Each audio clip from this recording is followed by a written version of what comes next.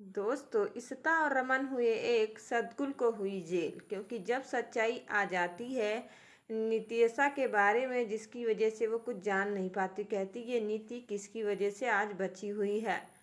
क्योंकि वहाँ पर जो रूही, करण, सब लोग उस चिप के द्वारा ये पता चल जाता है कि ये सदगुल मेरा असली पिता नहीं बल्कि रमन मेरा असली पिता है। वो मेरे घर आ चुका है, इसीलिए सदगुल को अब मेरे घर से जाना होगा। मैं बहुत ही ज़्यादा परेशान हो चुका हूँ।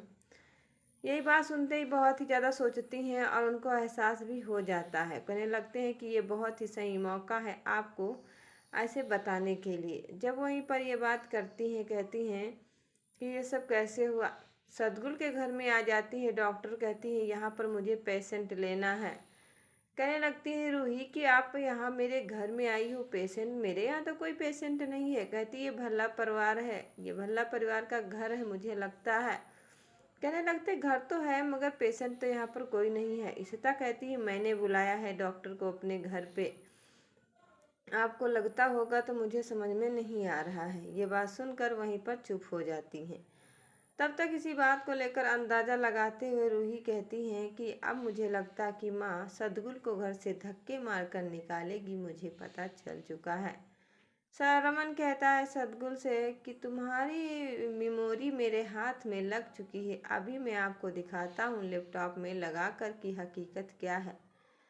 कहने लगते हैं पुलिस इंस्पेक्टर कि इसे मैं अरेस्ट कर रहा हूँ और मैं आपको बता दूँ कि तुम साफ साफ बता दो कि अभी तक कौन सी चाल चले हो। मगर अरिजीत सो के उठता है अपने घर में और नाश्ते के लिए अपने दोस्त को ढूंढता है, मगर दोस्त तो वही भल्ला परिवार में काफ़ी ज़्यादा परेशान नज़र आ रहे होते हैं। इशिता कहती हैं कि अब मैं क्या करूं, मुझे समझ में नहीं आ रहा कि तुम लोगों की वजह से होता भी क्या है।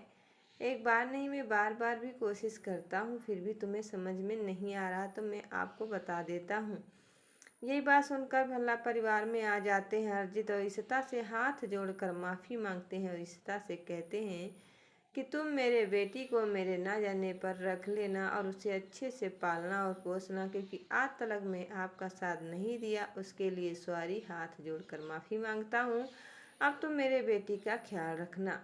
बस इसी बात को लेकर बहुत ही तेजी से गुस्सा आता है इशिता को और कहते हैं ऐसा नहीं, मगर एक तरफ आपको देखने को मिलेगा कि रमन और इशिता की नज़दीकियाँ बढ़कर एक दूसरे के आंखों में देखते हैं और काफ़ी ज़्यादा नज़दीकियाँ बढ़ रही होती हैं।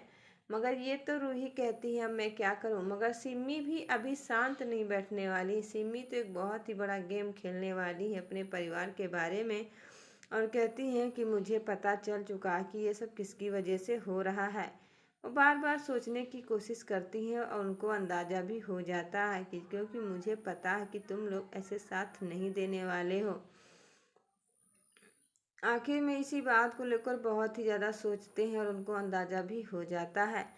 मगर तब तक क्या होता है, जब अरिजीत और सदगुल का सच आता है जिससे वो हाथ जोड़कर कहने लगते हैं अब मैं जेल जा रहा हूँ, इशिता तुम मेरे को संभाल के रखना।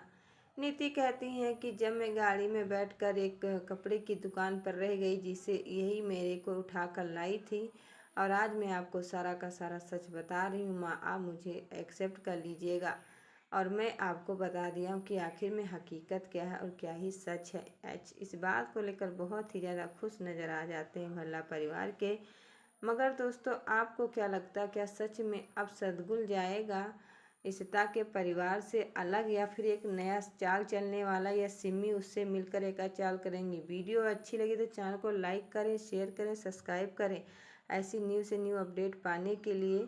तो मैं मिलती एक नई वीडियो के साथ, तब के लिए दोस्तों धन्यवाद, बाय बाय।